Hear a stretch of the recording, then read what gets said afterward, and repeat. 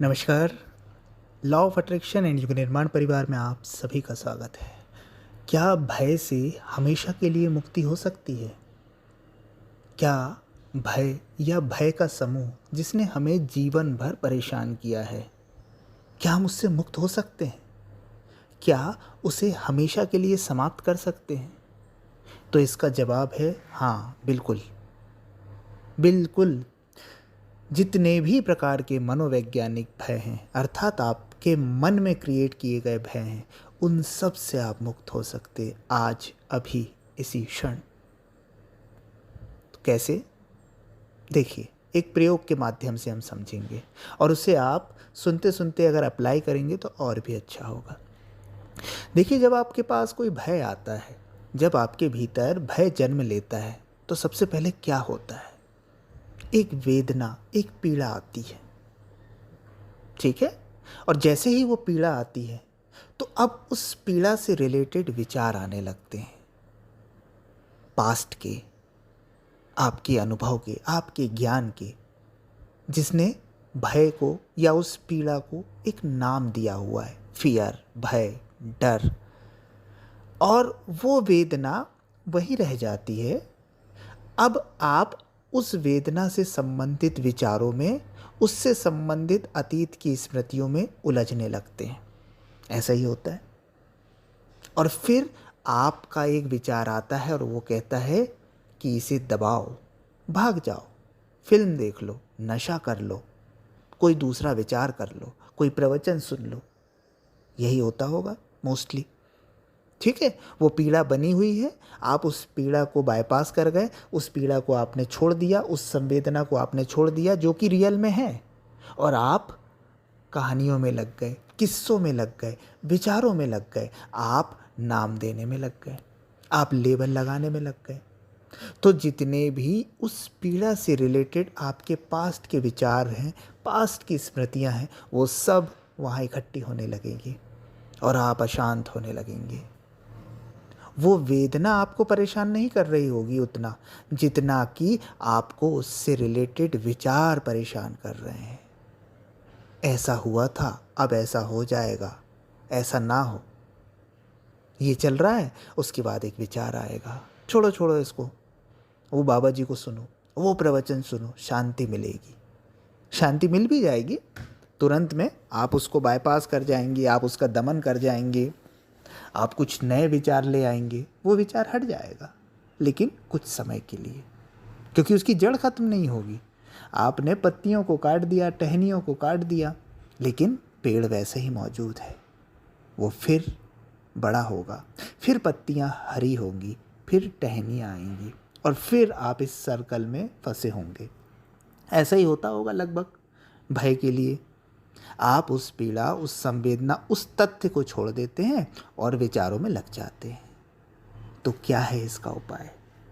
इसका सीधा सा एक उपाय है, और अगर आप इस उपाय को अपने जीवन में अपनाना सीख गए तो आप भय का रूपांतरण कर पाएंगे। जो भय आपको हिला देता था, वो आपके भीतर आनंद और ऊर्जा का कारण बन जाएगा। आप इसे ट्रांसफॉर्म कर पाएंगे। कैसे? देखिए, आपको एक सेंसेशन आई, भय की, पीड़ा आई, पीड़ा उठी। अब आप उस पीड़ा के साथ, उस तथ्य के साथ मौजूद हो जाएं, बिना विचार के, बिना अपनी अतीत की किसी स्मृति को लाए, बिना उस पीड़ा को कोई नाम दिए, बस मौजूद। और मौजूद भी ऐसा, ये भावना से नहीं, ये विचार से नहीं कि मैं मौजूद रहूँगा तो ये बदल जाएगी, कुछ चमत्कार घट जाएगा। नहीं, ये कामना भी छोड़ दें, उसे बदलने की कामना भी छोड़ दें, शांति की कामना भी छोड़ दें। उस पीड़ा के साथ उस क्षण मौजूद हो जाएं, बिना नाम दिए, बिना विचार के, बिना पलायन के, सीधा सामना, और बस ठहर जाएं। कोई कामना ना करें, कोई इच्छा ना रखें। ये मत सोचें कि थोड़ी देर में ये बदल जाए, ये हो जाए, अच्छा लगने लगे। नहीं, बस ये एक पीड़ा है और बस हम इसके साथ मौजूद हैं, बिना मैं के, बिना स्मृति के, बिना किसी पहचान के। अगर आप इतना कर पाए तो वो जो पीड़ा है, वो जो भय है जो आपको लंबे समय से परेशान कर रहा था, वो आखिरी बार आपके जीवन में घट रहा होगा। इसके बाद वो कभी रिपीट नहीं होगा, क्योंकि इसका कारण है कि जिस चीज़ को आप पूरा पूरा देख और समझ लेते हैं, बिना नाम के, बिना स्मृति के, बिना किसी पहचान के, वो वहीं समाप्त हो जाता है। जो भय होता है ना, वो विचारों के कारण जीवंत होता है, विचारों के कारण ही आगे चलता है। लेकिन अगर भय के साथ जुड़े विचारों को, स्मृतियों को काट दिया जाए, प्रयास से नहीं, अप्रयास से, जागरूकता से, तो बस वो फुस हो जाएगी। वो वेदना उसके बाद आपको आनंद देगी। वहीं आपको फील होगा कि कुछ घटना घट गई, और फिर वो कभी रिपीट नहीं होगी। रिपीट इसलिए होती थी क्योंकि विचार से जुड़ी थी। विचार से नहीं जुड़ी है, बात खत्म हो गई।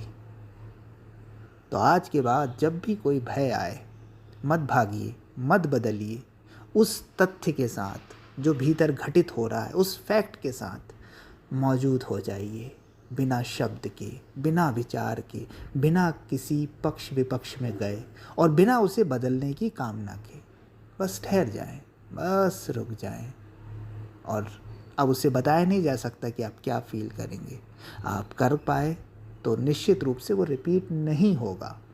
रिपीट हो रहा है, इसका मतलब है कि आपने कहीं ना कहीं कामना ले आई, कहीं ना कहीं आप भविष्य को सोचने लगे, कहीं ना कहीं आपके भीतर ये शब्द गूंजने लगे कि बस अब भय बदलने वाला है, मैं भय से मुक्त होने वाला हूँ। ये सब विचार चलने लगे तो थोड़ा सा मुश्किल हो जाएगी। लेकिन बिना विचार के, बिना नाम के, सिर्फ तथ्य के साथ आप मौजूद हो जाते हैं, तो वो तथ्य रूपांतरित हो जाता है, वो पीड़ा आनंद बन जाती है, वो भय हमेशा के लिए समाप्त हो जाता है। तो इसे करके देखिएगा, आज से ही शुरू कीजिए। आप बड़े से बड़े भय, बड़ी से बड़ी पीड़ाओं से, मानसिक पीड़ाओं से बाहर आ जाएंगे। देखिए, मानसिक पीड़ाओं से बाहर इसलिए आ जाएंगे क्योंकि ये रियलिटी में नहीं है। लेकिन अगर आपके सामने सांप आ गया और उस समय आप ये प्रैक्टिकल करें, तो ये गलती है, ये बेवकूफ़ी है।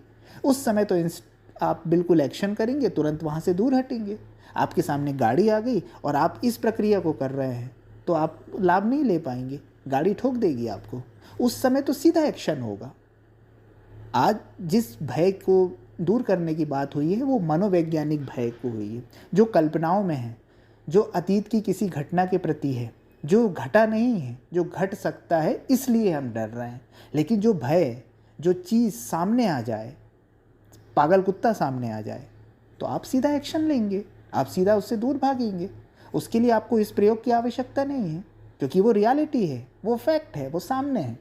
लेकिन जो फैक्ट नहीं है, जो सामने नहीं है, उसके लिए आपको क्या करना है, वो ये प्रयोग बता दिया गया है, मनोवैज्ञानिक भय से मुक्ति का उपाय। पर जो रियल में सामने भय है, उसके लिए तो आप तुरंत एक्शन करेंगे। उसके लिए तो कोई भविष्य होगा ही नहीं, उसके लिए कोई अतीत होगा ही नहीं, सामने सीधा एक्शन हो जाएगा। तो हो सकता है ये वीडियो आपको मनोवैज्ञानिक भय से छूटने का एक उपाय दे दे, आपका जीवन भय मुक्त हो जाए, आनंदमय हो जाए। धन्यवाद।